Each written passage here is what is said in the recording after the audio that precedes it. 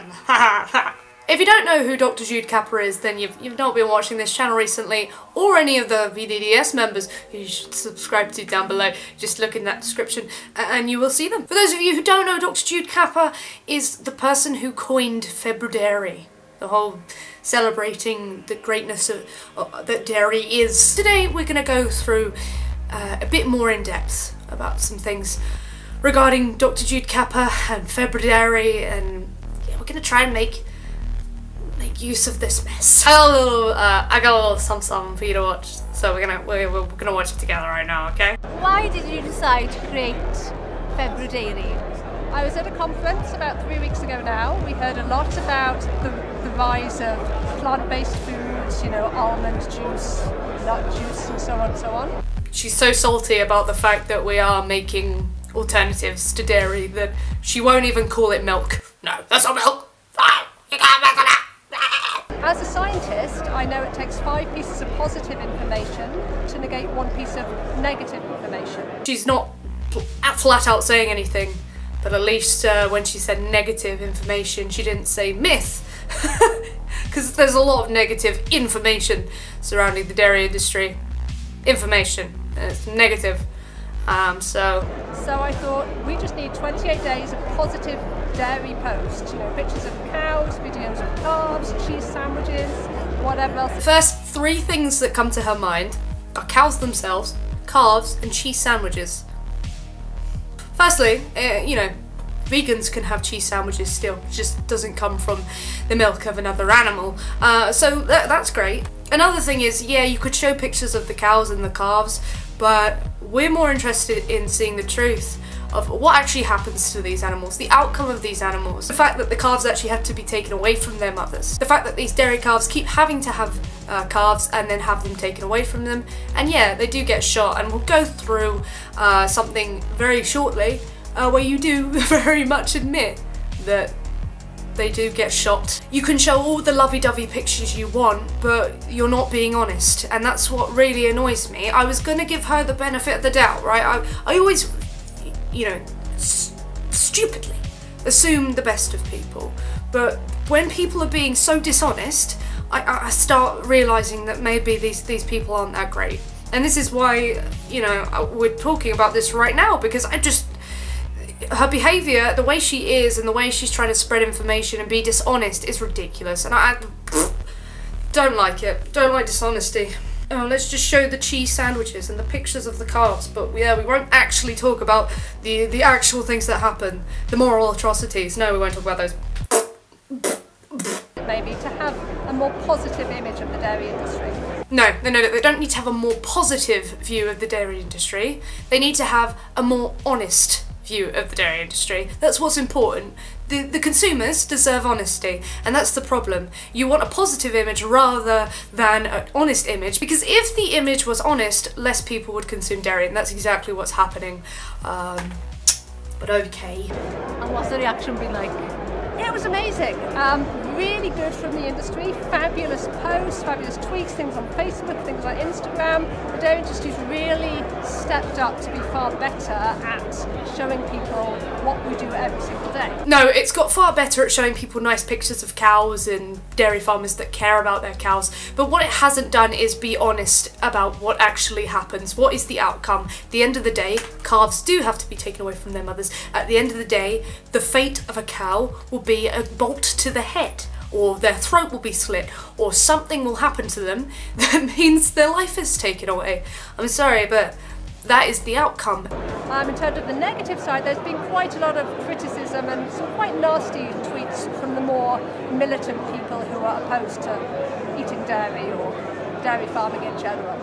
I mean, the first bit, quite a lot of criticism, a lot of which you haven't actually addressed, and we'll go into that further very shortly. But the criticism actually has been valid, and a lot of it that you would probably consider criticism, it was genuine questions. As for the nasty militant bit, at least she hasn't mentioned the word vegans, so I'll give her that. And the negative posts, were they to do with the Februdairy, or was it more than that? It was generally from a very small proportion of vegans. Never mind.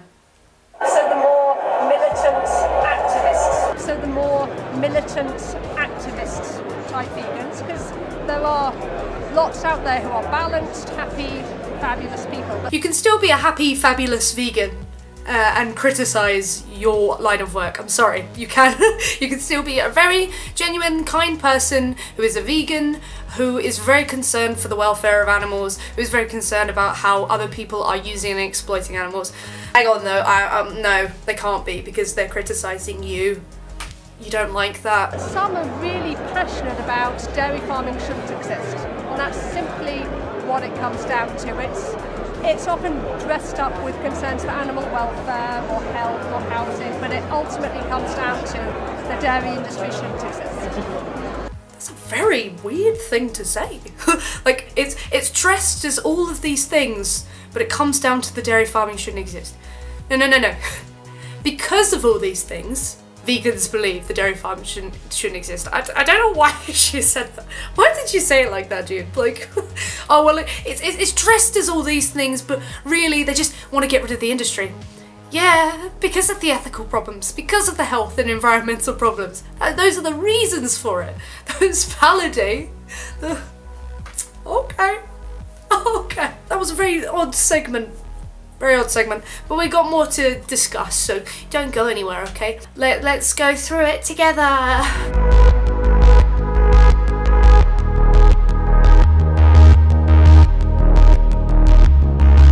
Whoa. Hang on a second. Hello, me from the future. Before we proceed, it's the final day of Februdairy. And oh my gosh, I have just witnessed something. This is an extremely long video, okay? But I assure you, if you wait it out, there is a gem at the end of this video. And yeah, you're gonna love it, because the sweet nectar. This video is very long, but it contains the commentary of various vegan YouTubers and other vegan members of social media.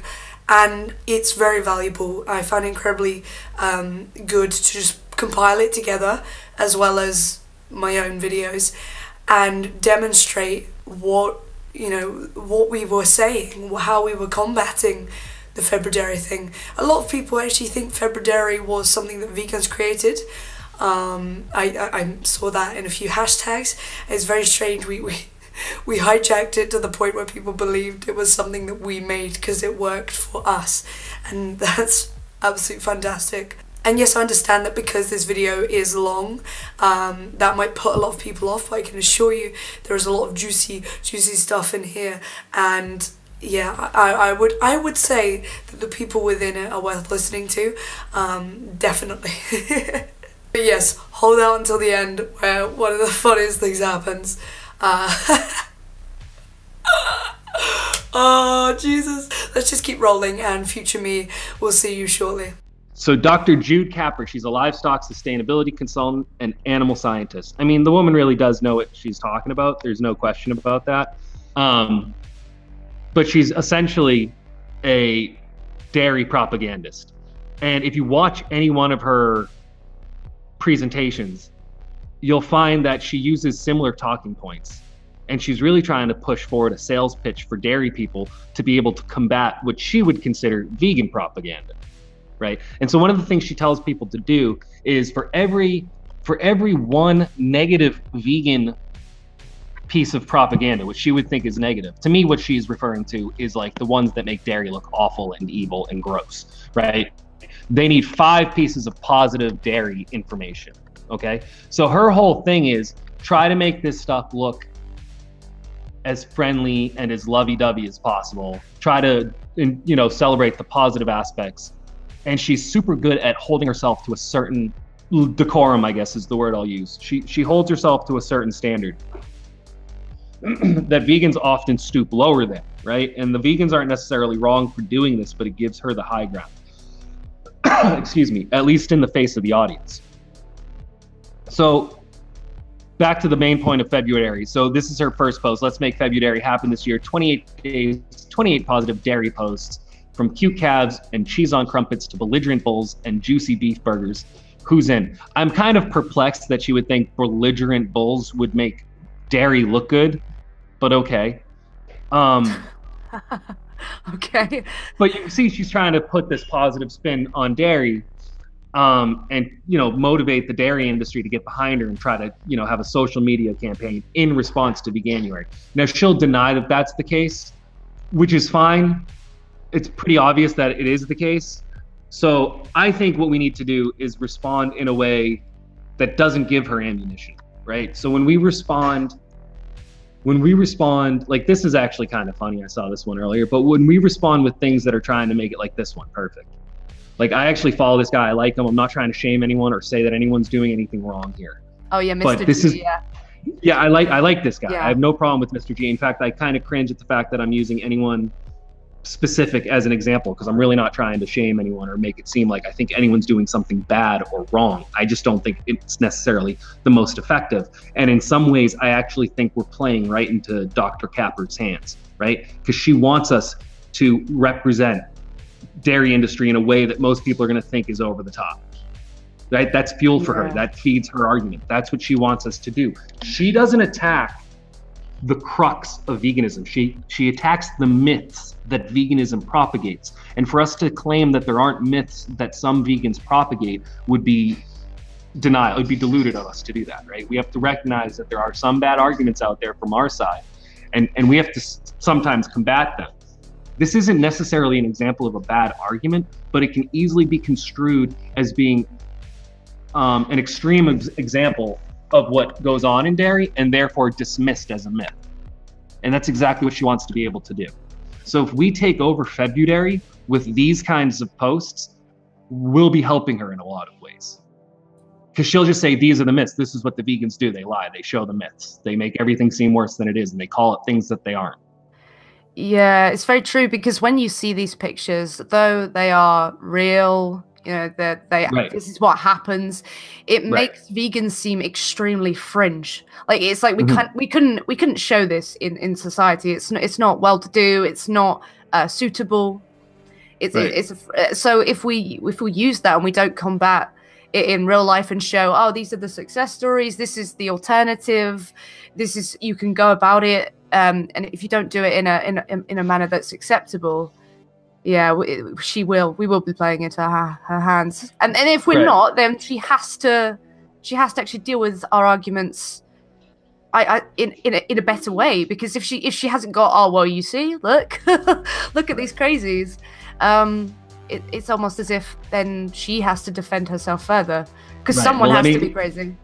Yeah, speaking of that, let me show my screen one more time. I have it. Okay, so that is exactly, you just pointed out her weakness. She doesn't like to address the actual real argument at the end of the day. Basically, she'll argue against, like, extreme examples. Like, if you put up a picture that's talking about dairy and it happens to be a beef cow in the picture, she'll point that out and she'll make that the crux of her argument, right? But if you push her on the moral question, when it comes down to the actual killing of the animal, something that she can't claim doesn't happen, something that she can't claim is a myth, right? She suddenly gets real quiet. And this is a perfect, can you see this? This is the perfect example. I can see it. For those of you who are listening and can't see the screen, it says, I just mean that they have a desire like you and I to live out their lives, not only freely, but fully. And so the question would be whether they deserve the same rights as humans to not have their life be cut short. If not, what is the difference morally? Okay, so that was a person's question. At PlantMoron is her Twitter handle. I've never heard of her before, but it was a great, she very concise and to the point argument. Dr. Capper went silent. Absolute silence. And this person's had a pretty good impressions on that. She, and I've had conversations with her like this in the past where she's gone silent when I've pushed the moral argument. Because her goal is to make veganism look ludicrous. That's all she's trying to do. Certainly give other examples of her doing that, and why it's so important for us to, like, fight against it. I like the idea as well. Sorry to interject, but I like the idea that January does not, Veganuary doesn't have to end. Like, that's always the worry and the critique of Veganuary. Although it's very successful, people remain. It's almost like the whole meat-free Monday. It's like, oh, is this enough? And it's just like, if we can keep claiming spaces in a positive way, we can go so much further. Because look how much good Veganuary does. Februdairy can be. I like the tweet. It made someone giggle as well. It made me giggle. Oh, you see this hashtag? It's ours now. Yeah. This is obviously me. Before I was vegan, working behind a cheese counter, and I didn't know any of the detailed stuff I know now about dairy products and health impacts and so on. But it's just blindingly obvious in terms of the protein to fat ratio, which is what you're eating. Why is this part of the human diet at all? Why do human beings eat ice cream and butter and cheese? It's really insane. Sorry, I'm keeping it real, but I mean, it's keep it all the way around. No, I'm going to send you something now, actually, and it's by the Farmers Weekly, and it's the Farmers Weekly themselves trying to debunk the myths spread about dairy itself, and there's one about health. And they put it as a myth, and you may see if you read it, it's not even a myth because they concede to it. But even with their arguments, they're trying to stillman themselves as much as possible. Right. There's one myth here. 2, here's the myth. Taking carbs from their mothers is harmful. Their response is, or Jude Kappa's response is, activist groups are highly skilled at creating conscientious messages which resonate with consumers, and the suggestion calves are forcibly removed from the cow, with the cow often cited as bellowing for days afterwards, is a popular anti-dairy message. Maternal ability is a desirable trait in beef cows, which often calve outside or unsupervised, but has been neglected to some degree in dairy breeding programs. Therefore, contrary to popular belief, here's their argument. Not all cows are interested in caring for the calf during the first crucial 24 hours of life. So what they're saying is, not all calves really care about their children in the first 24 hours, but they don't want to hear about the ones that do, or the fact that maybe after they would care. This is how ridiculous it is. This is them. This is Dr. Jude Kappa at her best. Yeah, right. Oh, not all cows. Actually, not all cows. Because obviously the dairy farming industry is based on what cows would prefer. Their preference. Oh, yeah.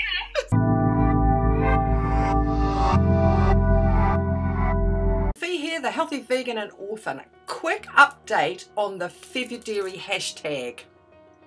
You remember in my last video I told you that it was the campaign was started by Dr. Jude Kappa. Well, not only did she like a tweet about shooting vegans, but went on to tweet about using environmentally friendly coffins to bury their corpses. I guess for the dairy farmers, shooting vegans is just kind of one up from shooting cows. Both are just as violent.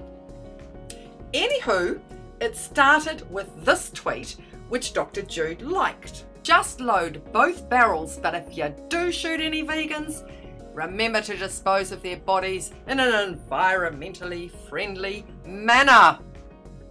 That was followed by this one. Again, she liked it. A wicker basket coffin and some broccoli planted on top should do. At least they'll be of some use then. Then the dairy's little Dr. Jude responded with this one. Recycling nutrients to grow food is always a good environmental strategy. And when she was challenged about composting murdered vegans, she maintained the whole thing is not a death threat, as the smiley face at the end of the tweet shows it's a joke. Can you imagine what would have happened if this exchange had been directed towards the milk lovers rather than the vegans? I'm picking something other than this friendly banter. And wait for this. I can't, I'm sorry, I'm laughing. The farmers, serious now, the farmers are complaining that the vegans are being mean to them on social media. Oh. Well, farmers, stop being mean to cows and we'll stop being mean to you. People do have this stereotype in their head that vegans are aggressive, we're militant, we're all over the place, and we're not very nice people. It's not a stereotype that for the most part we don't fulfill. It's not as if as a group we have overly alarming numbers of people who are this way. The issue is people can perpetuate this stereotype and virtue signal to the entire public. But when a farmer's actually aggressive, the other way around, it's not quite the same. Earthling Ed recently did an interview with Plant-Based News where he went through the events that surrounded the whole him getting attacked. You were laughing to yourself in the car, that's the way you thought it's funny, you stopped me as well. So. You see, the thing is, you laugh in your van, I come and talk to you, you can't respond to what I'm saying to you, getting angry. It's pathetic. Yeah, fucking move, it's pathetic. Fucking... I said fucking yeah. move.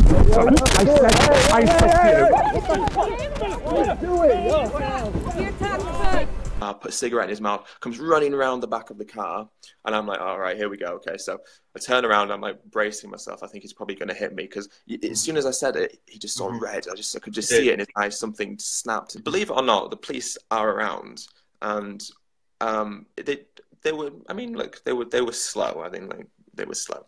They could see what's happening. Anyway, so after this pushing and shoving happens, then the police jump in, then they grab him, and I'm thinking, right, that's it. That'll be it. He's assaulted 3 people. They're going to put him in handcuffs. That'll be it. He'll get whisked away. Well, that didn't exactly happen. And what kind of frustrated me is if it had been reversed. Say if I'd gone up to a farmer and I'd shoved him, I'd called him a cunt, I'd told him to fuck off, I'd done all of these things, and I finally pushed him. Well, they wouldn't give me a second. Like, I'd be in handcuffs. I'd be in the police car on the way to the station.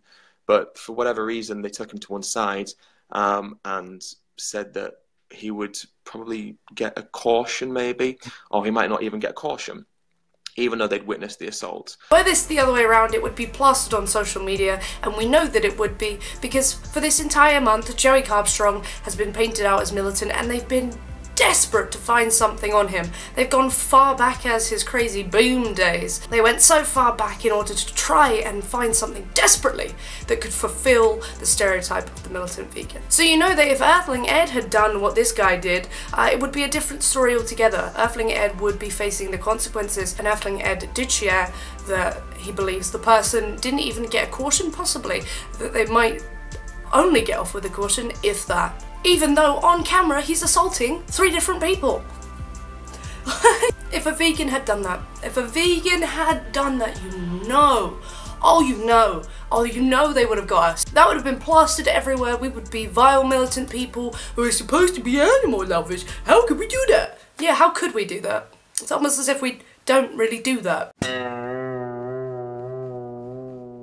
it is Blue Morpho, and today I'm going to be answering the question, do dairy farmers love their cows so much? A resounding answer to that, which is very easy to find due to Twitter and Facebook and Tumblr and YouTube and all of these social media platforms, is a resounding they don't act like it. Nobody who's looked into the dairy industry and who especially is a vegan is not familiar with this trope of farmers portraying their farms in the happiest way possible, with happy cows and lush green rolling lands and sunny skies and just chewing on grass all day and having a grand old time. But we know that that is 1% of the industry, if that, because majority of farms are absolutely not like that. And all of farms have to forcibly impregnate the mother in order for her to produce milk, because they have to have a baby, then they take the baby away from them, and they're miserable after that, and then they are murdered when their milk output decreases. So the problem isn't so much that they don't love them, or that all of them don't love their cows. The problem is just that they think that killing them is necessary. They think that forcibly impregnating them is necessary. I have found some gold gems on the interwebs of farmers themselves admitting to doing some pretty cruel things to their animals and seeing nothing wrong with it. So I'm going to go over those today, and hopefully you will enjoy them. You will rethink your perspective of the dairy industry and realize that this whole Februdairy thing isn't to raise awareness for cows and their welfare and their happiness. It's for the money. So anyway, I'm going to get started now. Thank you for sitting through that extremely long intro. So here is the first one, where Martin Kyle says, "Hold on to your horses, cunts. I'm about to tap this one on the head so its mum sees and starts to produce the good shit." And then after this, we see, "I'll leave this bait here for you fish too." That was after I mashed its brains to make porridge, and as you can see, there is a picture of blood on the ground, presumably from the cow he had just mentioned tapping on. Now these next ones are farmers describing how they get their cows to go to the milking parlor and such when they're not cooperating, and this one says, "Have you tried putting a hose piece up her fanny and give it a blow, just like a woman get eaten out and how it relaxes a woman? Well, same goes for a cow. Sounds yuck, but it works most of the time." And somebody replied, "It's illegal. There's so many people on here that don't know that and freely posting it on here." What's illegal? Blowing up the fanny. First I heard of it, and it works. It a lot more nicer than trying up their legs or using a hip bar. More of this conversation. I normally tie their nose to the rails, but this particular heifer just needed a bit more. Not ruthless when it works and saves her life from going to the works. Would you like it to be done to you? I'd rather tie their leg up than that, just like fuckwits putting vice grips on their tail, like what the fuck. Do something less harsher than that those cows feed you and make you your dosh. But everyone's different, I suppose. Some care about their stock, some don't. They're just in it for the money. And somebody replied, "And then having their leg tied to the rails is no different. They beat the fuck out of the cowshed and upset every other heifer on the platform and disrupt a whole milking. Or I can leave a gap on the platform, take 2 minutes to tie her nose to the rails, only tied her nose to her foot twice because I don't like being belted by her, and not have a whole herd upset and not get worked up myself. And you can't judge how much someone cares about their cows by how they deal with heifers." Next, they say, "Fill her up with air." And then somebody replies, "Not good farming practice. Get up with the play. Worry about yourself, mate, and your farming practice, eh?" Really? Not good farming practice. Bullshit, it works a treat. Works bloody fantastic. Now, it's now illegal. The amount of selfies you have should be illegal. Never knew it was illegal. That's considered cyberbullying, which is also illegal. Smiley face. Been illegal for about 5 years now. It does say in the Animal Code of Welfare, but fuck, you do that once or twice, the cow will stop kicking. And next, all good if you are provided with the necessities to do the job. We don't have much to control the heifers. We have a leg rope and the nose pliers. Unfortunately, you can only work with what you have, and FYI, it's only one heifer out of 150 that gets tied like that. Works a treat, as she doesn't upset the rest of the herd or us workers. All the other heifers have to be pushed out of the cowshed. They don't want to leave. And I have seen much worse done to heifers. I've seen people beat the fuck out of them because they had no patience.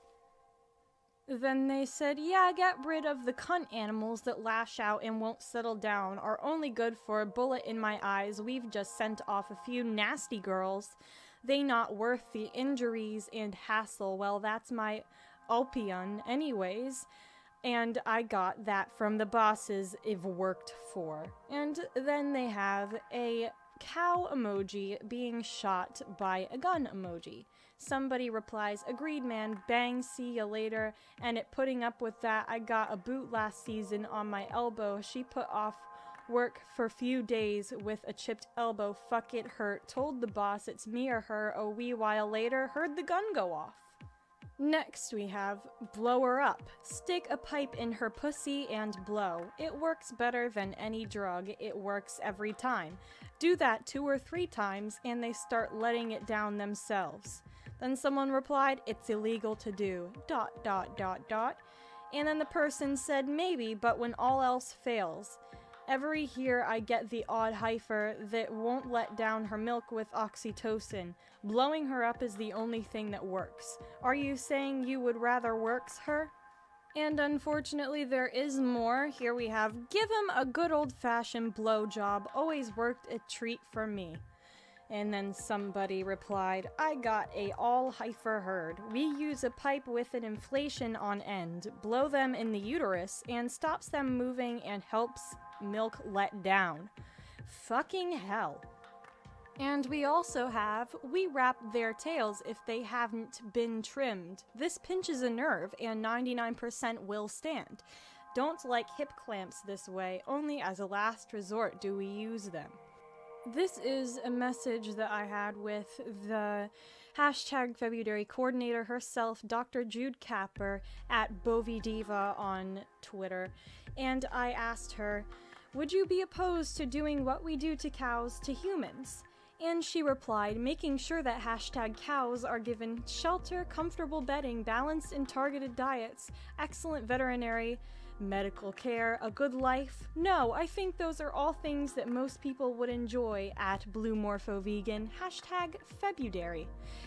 This completely fails to include the serial rape, serial robbing of their children, and murder that goes into all dairy production, including the examples that I just went over with you guys from. Watch this, guys. Watch this.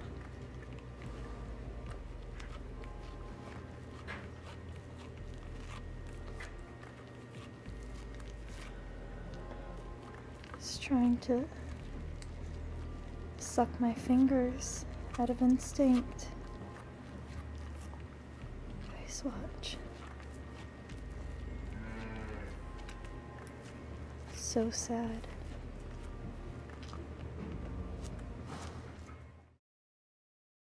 I don't have any ill will towards Dr. Jude Capper.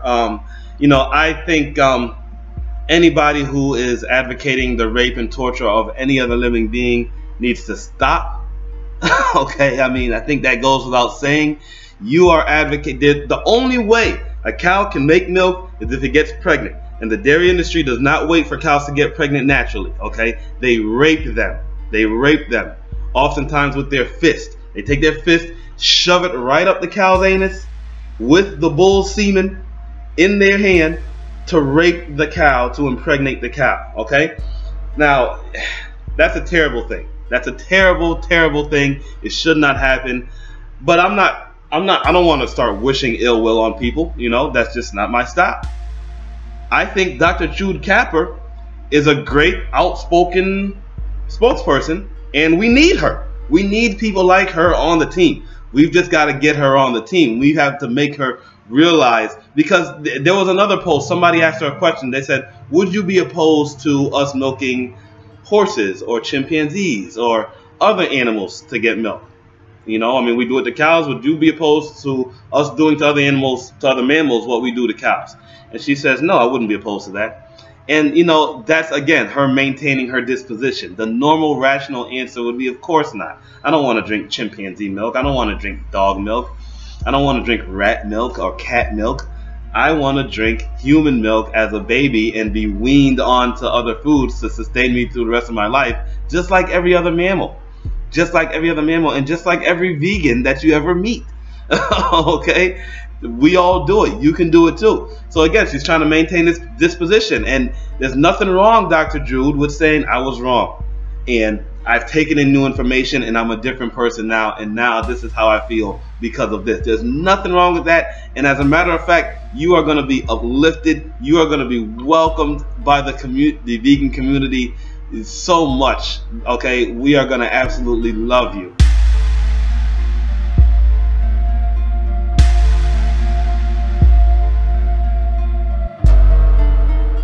Dr. Jude Capper, aka Bova Diva, or Bovine Diva on Twitter, decided to start the hashtag Februdairy, and then subsequently went on a blocking spree, blocking any vegans that made her mad at all, I guess. Seriously, look at how many people she blocked. There's a hashtag for it and everything. Hashtag blocked by Bova Diva. This is super ironic because when Februdairy started, it allegedly laid out some rules to engage with vegans, and one of them was don't block them because it makes you appear rattled. Well, she appears rattled.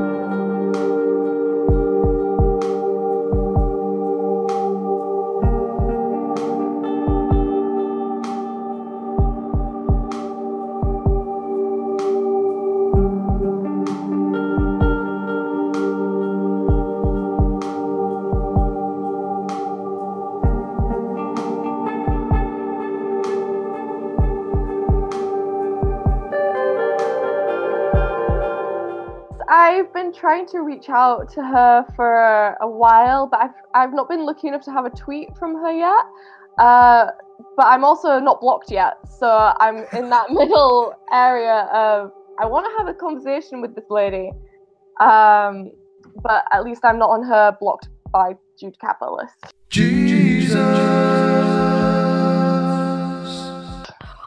I'm on similar grounds. I quote her tweets and she just doesn't respond. So, are you thinking that the dairy industry is actually scared, or if it's just a kind of? Oh no, yeah, yeah, absolutely. So as far as I'm aware, it's Jude Capper that's launched the Februdairy hashtag on Twitter. That's from what I've gathered from my quick research. And then it turns out that she actually went to a dairy conference in Glasgow recently and said that if the dairy industry doesn't combat vegan voices, it could mean that people stop buying the products and they won't have a dairy industry in 10 years' time. Like, she actually said we need to do some myth busting of veganism, otherwise our industry is going to go down, because she described the vegan voices as small but very loud, and it's not a coincidence that they're just boosting dairy so much. It is a direct result of veganuary and the rising popularity of veganism. And also, I think it was at the same conference in Glasgow, it was announced that the lobbyists were going to pump 1.2 million into a anti-vegan, or sorry, I'm getting muddled up.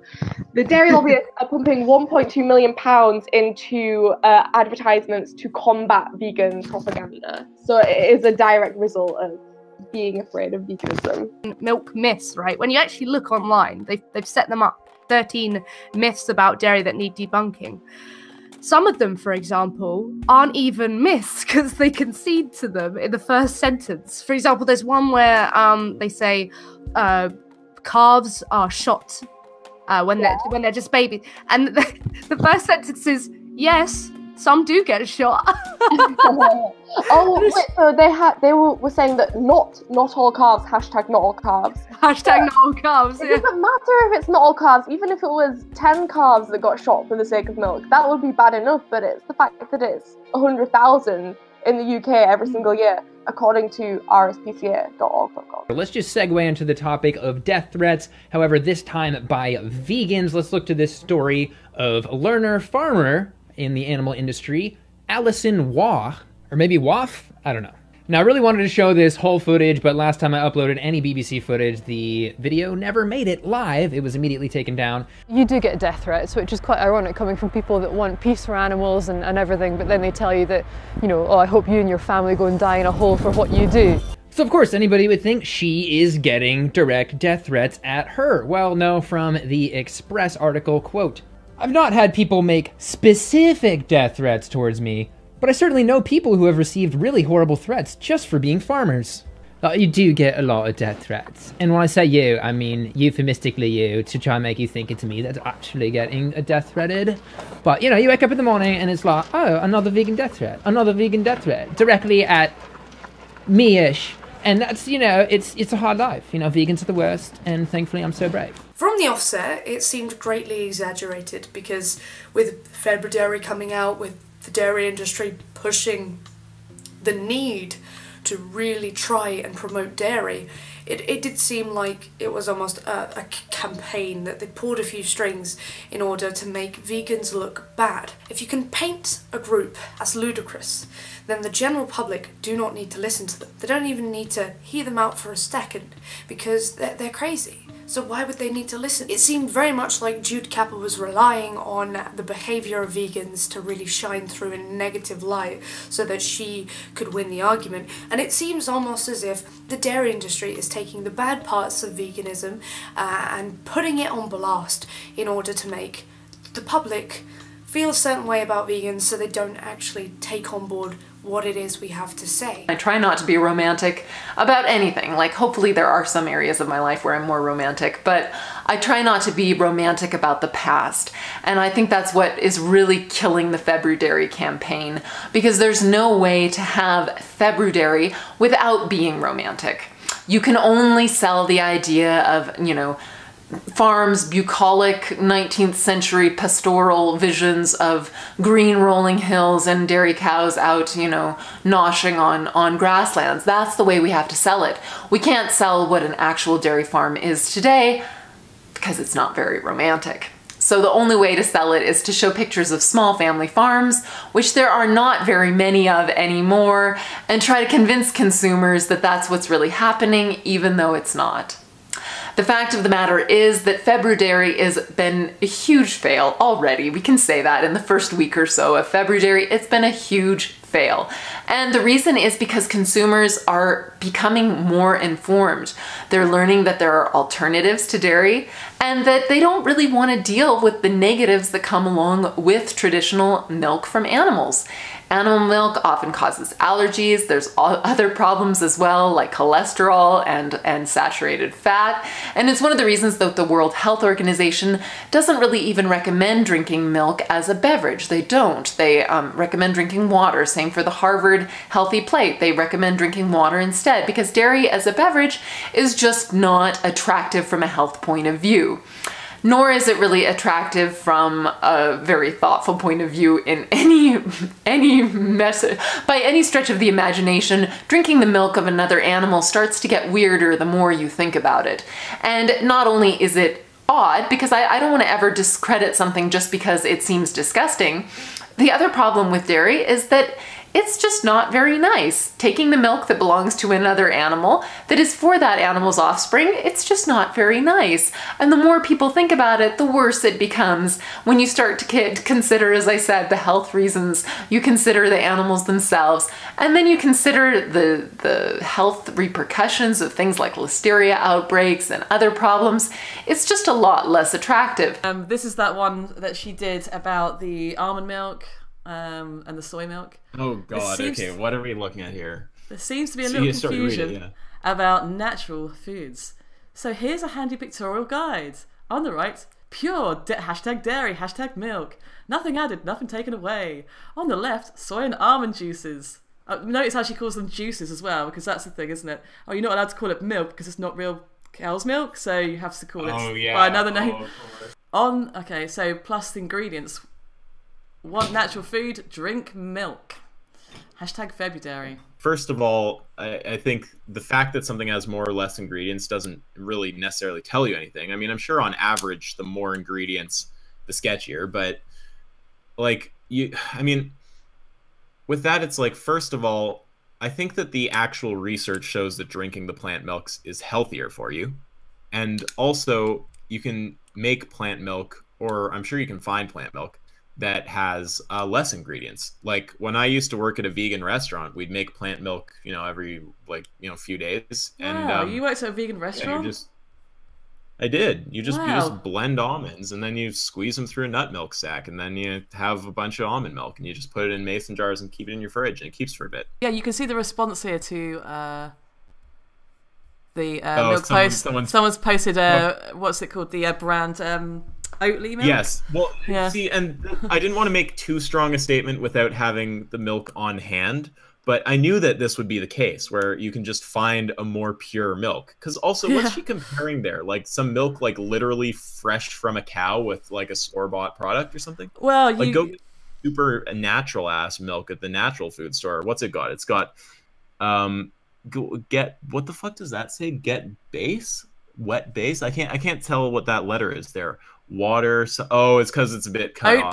Oat base. Oh, water and base. oats. Water and oats, sea salt, organic ingredients. It's kind of funny though, because if you think about what's inside dairy, I mean, I know it's pure bovine mammary secretion, but inside of that pint of dairy milk that you're drinking has, I think it's something like 165 million pus cells, something like that. From where they just, where they've been hooked up, where the cows are hooked up to these machines, and they're just day in, day out being milked, and they just, obviously they get quite infected, and the blood and pus actually comes out to the milk. So that's actually legal to actually keep a little bit of that, even though it's pasteurized, it's still in there. It's kind of gross when you think about it. Yeah, you've got a word for it. It's called the somatic cell count. Somatic cell count, yeah. Yeah, and there's actually a legal threshold that varies per country. Essentially, she's the one who's responsible for really spearheading this campaign, and she's really interacting with people here on Twitter. Recently, PETA released an article, which was kind of funny because a few of the Vegan Debate Death Squad was a part of it, and essentially, PETA was like, look how the vegans have taken over Twitter. And the Februdairy, and has kind of just mocked it to death. But she's actually engaging with vegans on Twitter. She's actually engaging with them, having arguments with them. And I'm not a telepath. I cannot put myself into somebody's head, and I can't say, hey, this is exactly what they're trying to do. But what I think is happening is, I think the dairy industry and this lady is playing the victim card, right? So what is the victim card?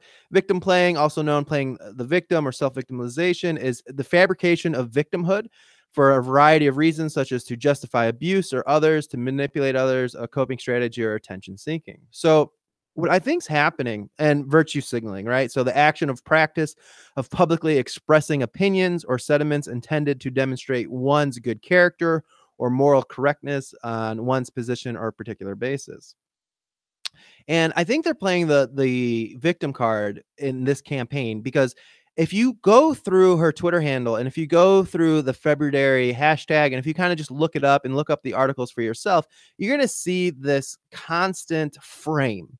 And this is what they're going to push. And this is kind of the point of this video, is so we all can recognize what frame that they're pushing, so we can point it out so other people can realize what they're trying to accomplish. So how are they playing the victim card? They're playing the victim card simply because they're saying, hey, farmers matter, right? And if you want to support good, hardworking, meaningful, caring, honorable farmers, that you would go ahead and purchase dairy to support these people. And they're really trying to sell the story of the farmer, and they're trying to position people who are against dairy products as people who are against farmers, and that the farmers are the victims if you protest dairy products.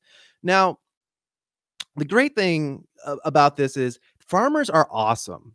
right? Farmers have a noble job, they have an honorable job, and they work really hard. And it's important for vegans to understand and not to attack the farmers themselves, right? We can't blame people who are so deep into the cultural indoctrination where they have just completely dedicated their identity and their life to farming, right? They grew up into this. And we have to make sure that we don't attack farmers. We attack we point out the processes that are into play, the behavior, right? And what's going on is, I believe Dr. Jude Capper, as well as the Februdairy as a whole, what they're trying to do is to get vegans to react, right? To get vegans to react negatively, especially on the internet. And what they want to do is point that out and see, hey, look, they're attacking good, hard-working farmers and people. And it's pretty crazy. It's actually a very interesting strategy, right? Playing that kind of victim cards and selling the narrative that vegans are attacking farmers, as opposed to attacking the cruel, unnecessary processes that the dairy farms actually contribute to.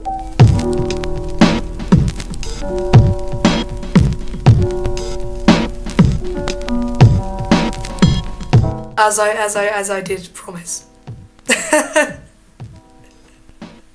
The gem, the diamond that rested within the haystack that nobody could find until now. So it's the end of Februdairy. I'm just kind of like sorting out the last of the video, and then one of my viewers sends me a video of Dr. Jude Capper herself. Holy moly, it is perfect. Because what she says in it is absolutely ridiculous. Let's watch it together. Jesus Christ. Is she gonna try and take down my video now if I include this? I mean, she could try, but like, this is literally not monetized, so. And I'll just re-upload it and change it. Don't even try it. Afternoon all, it's the last day of Februdairy. I can't say there's many afternoons I've spent standing in my kitchen in a cow costume. Apologise, Jersey guys, it is a Holstein one. I thought it was really important to carry on celebrating milk and dairy products in the way that we've done all month. Positive posts, tweets, photos, videos, both telling the true story of dairy farming and celebrating just what it is we love about everything dairy. Celebrating sharing the truth about dairy. Oh, Jude, hey, what are you doing? Jude, that's not even fair, man. Like, come on, dude. Come on. What? When people ask you questions about the realities of the dairy industry, you didn't want to answer them, or you wanted to pick apart a semantic term that they used, or you wanted to take a tiny bit that they got wrong about like a certain cow, a certain breed, a certain type, instead of actually addressing the genuine question regarding things that actually happen. Like, come on, in order to be the truth, you've got to be transparent. And as we've gone through this video, the transparency of the dairy industry is just not there. Februdairy has been amazing, some fabulous posts, really good interaction. I would agree, actually. You know, Februdairy has been amazing. It's been some really good interaction, you know, with the vegans. You know, we've had a great time. Like, I've made some pals, we've learned a lot about the cows, and we've learned a lot about you as well. And lots of dairy farmers and even people who are just in the industry or who just love dairy products telling their story and talking about dairy every day. Maybe we should pay attention to a tweet that my good friend Tim brought out about a dairy farmer, an ex-dairy farmer actually. It's funny because there's all these things coming out about ex-dairy farmers and giving their story, changing and deciding that what they're doing is wrong and moving over. And I think that's spectacular when they do that. But okay, we're just sharing our perspectives, so no harm, no foul. We've also had quite a lot of rather interesting posts from some rather angry people who are opposed to dairy, including videos, clips, propaganda. Yes, there were people who were angry. Yes, there were people who were opposed to the dairy industry. But you're talking about all these videos they've made or the posts they've made, and then you end it with propaganda. As if, or you're just writing it all off, you know? Or whatever they've said, that's propaganda. Except no, they were asking you questions, they were asking you to address legitimate problems, and you couldn't. The only time you wanted to like quote a tweet from someone was when they were being really horrible, and you're like, this is what I'm talking about. These people are just really horrible. So, charmed. I think the most important thing about Februdairy is to respect other people's views. We may not agree with them, but they have their right to that belief. I mean, as Fiona said in a clip that I used in this video of her, you were actually liking very nasty things about vegans, as if, you know, you don't really respect our opinion, you know? You don't really respect us as people. Things you were liking and responding to without dismissal weren't very humanizing at all. Not only that, right, but there's having an opinion, and there's having an opinion that you then enact on another being. Like, you know, imagine respecting someone's opinion that children aren't actually people, so they don't deserve rights like people do. And then they go out committing acts that run fluent of that viewpoint. If we just respected other people's opinions all the time, I could assure you that there would be many worse things that happening more frequently. I don't know if it should just come down to opinion and respecting an opinion when there are actual victims involved because of certain opinions. I'm sure that there are some of you out there who don't like dairy, who may have even made videos or even written some really bad poems about me. You bet, girl. Except the poems. I didn't do that. Who wrote poems? Who wrote a poem? I want to critique it, you know, as a professional writer. I want to be able to critique your style. Yeah, no, guys, some of you are really mean, and I know it's hard because this person is very dishonest. You know, she knows what goes on and she doesn't want to talk about it, and she wants to just kind of choose people and play the victim. But like, some of you are really harsh. I'm sorry, like, controversial, but like, some of you were harsh. And that's not even like, oh, don't be mean to people, be peaceful, like, and you know, right? It's a case of, you say bad things, people will use it against you to make you, i.e. someone part of a minority group, e.g. veganism, look really bad. So just please avoid it, even if you wanna. I'm so flattered, and I'm sure you'd like to use this opportunity to use this video to take the mickey a little bit. And here, like, here's the problem. I'm not here to take the mickey. A lot of people might be there to take the mickey out of you, but a lot of people are just concerned with the fact that you perpetuate a viewpoint that really does do some damage to consequentially billions of animals.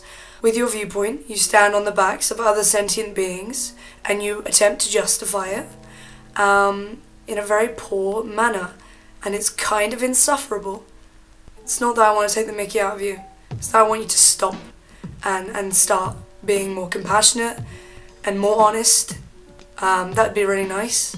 Well, while you do that, just remember there is a reason that you've been blocked by Februdairy, and it's not because of your rational discourse. Oh! Oh! Oh!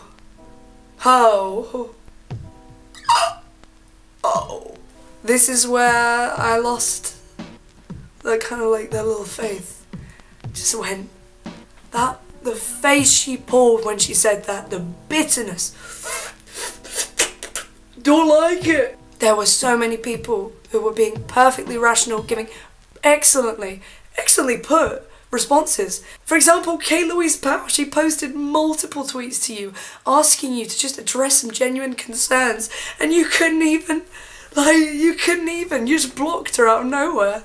Like, she didn't say a mean thing to you. She was being perfectly rational and trying to level with you, and you were just like, not my Mozy Diva. Oh, come on, do you adult, bruh? Shame not to celebrate all of the fabulous dairy products that we all have access to every single day.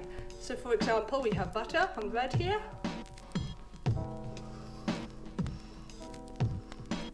Amazing source of protein, essential fatty acids and many other nutrients that we all need. And then it just continues where she's just kind of like eating lots of dairy products, kind of like living the life with her dairy products. Fair enough. I mean, if I personally did that, and if like, what is it, like 80% of the world's population, if they did that, they would be really ill for a long time. Because, you know, they're not baby cows, and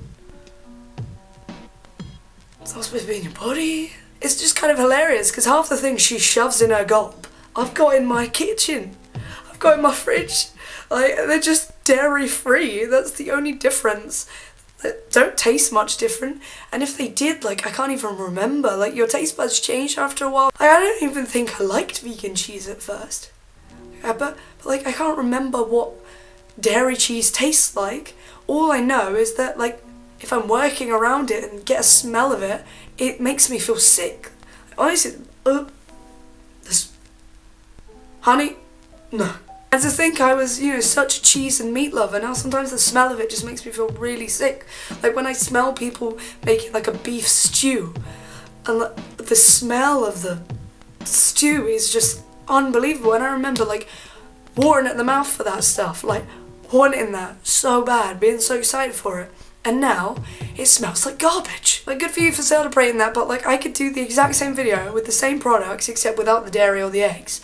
And so what is it about dairy that's actually that great? Because you can have those things without the dairy. There's got to be something else about it that's good. No, I'm not seeing it. Just as you were saying at the very start of this video, you're trying to point out like, good things about dairy. You named a cheese sandwich and cows themselves. Lordy. She went on to also mention that like butter and all that's a great source of protein and essential fatty acids. It's just like, I don't understand how people, they point out the good stuff in a food item and think that somehow that discounts all of the bad stuff that's in it, the saturated fat and cholesterol. Like, what about that? Like, that's killer, that's not good for you. Luckily, some people have been in the comments and they've kept it. Luckily, some people have been in the comments and they've, like, tried to fact check her a little bit, but, I don't know. That was just kind of awful. That was just kind of awful. I review the video 2 out of 10, right? And those 2 come from the fact that you're dressed like a cow. And I like cows. That's all you get, I'm sorry. Right, I'm going for a break.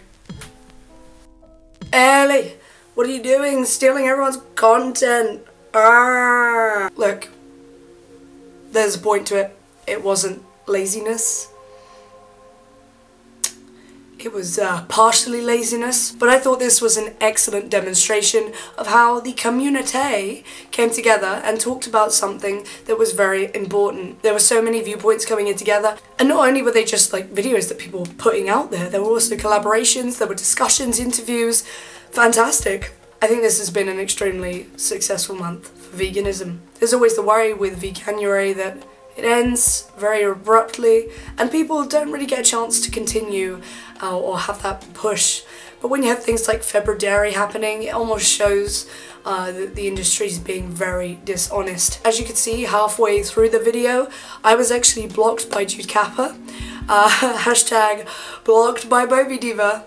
I only just realised today, and I'm filming the last bit of this the final day of February. When I actually looked at what it was I said to her, I'd said nothing that was horrible. I did say something that was slightly snarky. I said something along the lines of, oh, we could pretend that this is the only thing that happens if that's more comfortable for you.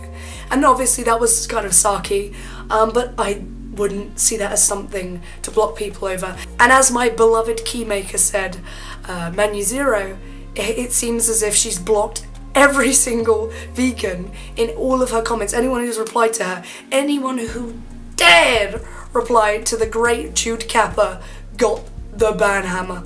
So, wow. Her reasoning for banning people, at one point she made a tweet about it, was either because people were giving her hate comments, and I can understand that, but another one was just because it was annoying and people were poking at her. It was like being poked constantly. I think that was the reference she made, which puzzled me quite a lot. One, people are going to continuously ask you the same questions if your answer is either absent or vague, which it typically is concerning you. And two, you're an authority. You were freaking Dairy Woman of the Year last year, and you don't want to answer questions about dairy. You don't want to answer genuine concerns. I'm sorry, but if you are in so much support of something that you've dedicated your life to it, you should be able to hold your position. You should be able to confidently stand there and deal with anything that is put your way. There are going to be questions that are difficult in, I imagine, any group, in any, I imagine, like, even really good things may have difficult questions. But if that's something you believe in, if that's something that you believe is right, then you should be able to stand your ground. And you couldn't, you just blocked, which is ironic because that is what you stated people shouldn't do. Because as Mike the Vegan said, you really do appear very rattled. It's a real shame that she couldn't just come out and talk to actual vegans, people who were being respectful to her. There were so many people who were polite and cordial to her, and she just decided to block them. It's actually really rubbish that you could stand there as an authority, take the praise, take the highlights of being someone who is an authority in a group, but you can't answer simple questions. Not only that, but when we actually go through the 13 milk myths that were made, this was also covered in my interview with Louise Powell. Yeah, this is supposed to be them at their best, I assume. But when you look at the milk myths debunked, some of them aren't even myths. Like the one about cows getting shot, male dairy calves being shot. The first comment is, yes, a lot do get shot. Ridiculous. Absolutely ridiculous. This was their month to prove themselves, to show the world that dairy is great, and what did they do? They were dishonest the whole way through, they couldn't answer simple questions, and they went out and debunked veganism in the most rubbish way. It's funny because Louise Powell actually was the top influencer for Februdairy. She's a vegan. When you actually look at the top influencers, they were vegans. It's really difficult to go up against the youth, and a lot of the youth are vegan. Out with the old and in with the new, I suppose. Dude, of all the people, you should know that it's probably time to move on to something a little better. As you said at Glasgow, you said that yourself, that if we didn't promote dairy, then in 10 years' time maybe dairy wouldn't be sold. Maybe you should follow your predictions in a more intelligent way and just move on and do something different. I know it's difficult to have done something for a long time and then maybe realise it was wrong or be told it's wrong, and then accept that, but it's not looking good. Honestly, like, think about it, okay? Like, mammals, a cow, they have a very strong bond with their young. And though it says in the 13 milk myths debunked, it said that, well, some cows don't even care about their young. Just like, what about the ones who do? Like, and some human parents don't care about their children. Should we just take everyone's kids away? It's very strange, and it's sad. Like, I don't want to be all feelsy about it, but genuinely, sentient beings, children, are being taken away from them. Is children too much of a semantic issue? Okay, young. A sentient being's young is taken away from them, and then they are milked over the amount that they should be. They're selectively bred to produce more milk for a species that doesn't need it. We're not cows. We're not. We're human beings. And we wean off our own natural breast milk after we're toddlers. Like, we don't need it. And then after their young have been taken away from them their whole life, their life is cut short. And then they're grinded up for meat. Like, doesn't have to be that way. And you're fighting for it, you know? You're fighting for it, and you're trying to make it continue. You want it to continue, but why? Why do you want it to continue? Is it because it's something that's happened for a long time? So many bad things in the past happened for a really long time. I wouldn't want to maintain them, and I'm so glad that my ancestors, that other people's ancestors, were like, actually no, this is wrong. It doesn't matter if it's a tradition, we should stop doing this. There are so many examples of that. I don't even need to bring them up because there's probably many that come to your mind immediately. You think, yeah, actually probably a good idea, otherwise we wouldn't have developed. We wouldn't have grown and progressed as a society. I'm sorry, but people are changing. The culture's shifting. People are really observing their relationship with animals and questioning it, for perhaps the first time collectively. You've either got to join in, understand the trends and see that people are moving towards something that is more ethical, or you can just play ignorant, pretend you don't see it happening, and get left behind. It's not even a bad thing. It's not like people are suddenly deciding the other way around. Like, say if we were all plant eaters and someone decided, no, you know what, I'm gonna kill animals now. Like, that would be a bad thing. But no, that's the norm, you know? I'm gonna end this with a really good final word from someone who could say some really motivational, inspirational stuff. I think that this is very deserving. A guy called Vegan Chris. I found him through Februdairy. He commented on one of my videos saying, oh, I've been told to do this by George Marks, it turned out, who is one of my viewers as well. Thank you, George, for asking people to talk about this. There were loads of people who ended up covering Februdairy, and I'm very happy that they did. And I didn't feature every single person who did, and to the people who I didn't, I'm sorry, because there were so many good things that were said, but I just had to pick. It was very difficult to pick, and that's why it took a while to do this. But this is the finale, okay? This is the end of Februdairy, and I am so excited for the next one where the vegans are going to take over yet again. Will the weird names continue? Will the dairy industry, the meat industry, or even the egg industry, will they go on to try and claim every single month as a counter to Veganuary? I wonder. Jude Kappa had some ideas. We can keep it going. Meaty March, Agricultural April, Milky May, Jersey Cow June, Jam with Cream July, Pork Gust, Zegtember, October, Lambember, Dairy December. Right, firstly, those aren't even good. They're not even like quirky, like Veganuary. Like, that's something that sounds really cool. Like, not the creative sort. I think she was trying to be funny. Maybe. But that didn't really work. I mean, when you have to change your line of work because nobody wants dairy anymore, I wouldn't go into comedy. That would be a waste of time, I think. This video has been very long. I think this is probably where it should end. As I said, I'm going to end it with Vegan Chris. He's got some really good words to say in one of his videos. I've linked every single video that I've used in the description box below. I would urge you to subscribe to every single person featured, or at least check them out, because there are some really good faces in there doing some awesome things. And I want to say thank you to Ethologic, Tim, for kicking us in the VDDS up the arse to actually talk about this, because this was something that was very important, and it's good that we got on this. And yeah, I want to thank every single person who got involved. We did well. We got blocked, but we're all part of the blocked family now. When someone abandons you, another will take you on. Is there anything left to say? Probably. There are so many things that could be said about Dr. Jude Kappa. There are so many things that could be said about Februdairy and the dairy industry in general. But hopefully this was a good enough finale to wrap up Februdairy. We will see. Let me know what you think.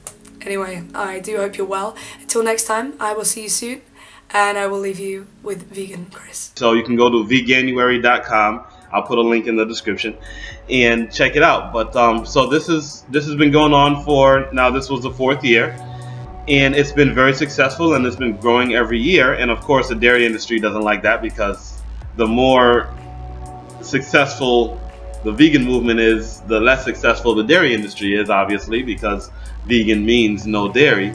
And so the dairy industry had to do something. They're like, we have to respond to Veganuary. And they didn't officially say that's why they were doing Februdairy, but it seems to be the reason why. And this is just my humble opinion, okay? So just in my humble opinion, it seems like this is their answer to it. But it doesn't seem like it's very successful, and because you can't stop compassion. Compassion is going to win in the end.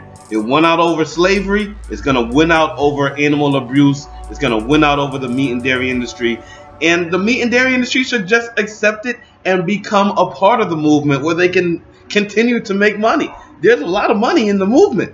So why are you fighting it?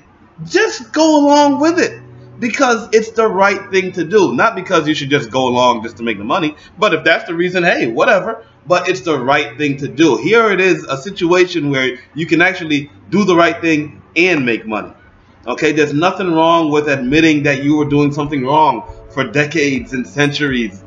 You know, I mean, hey, you didn't know any better, okay? And the sooner you come out and say that, the better. I get that. I get that. Because let me tell you something. It is very hard to get someone to understand something when their salary depends on them not understanding it. So she has gained some notoriety. I don't know if she's getting any money from the industry. I don't know what the whole situation is, but obviously she's advocating it and she wants to maintain that disposition. But it's like, hey, listen, there's nothing wrong with saying I was wrong. There's nothing wrong with saying I felt this way at this point, but now I feel this way because I got new information. Okay, when you're a child, you think one way. You grow, you get older, you mature, you learn new information. You stop believing in Santa Claus. You learn about compassion, and you learn about manners and all these things, and it turns you into another person. That process should continue into your adulthood. You don't have to stop learning just because you stopped growing. You are a king. You're a queen. You've got to use that power for good. And don't think that just because you're one person, you can't make a change. That one change, that one vegan meal, that one piece of steak that you didn't eat, that one chicken wing that you passed on makes a difference.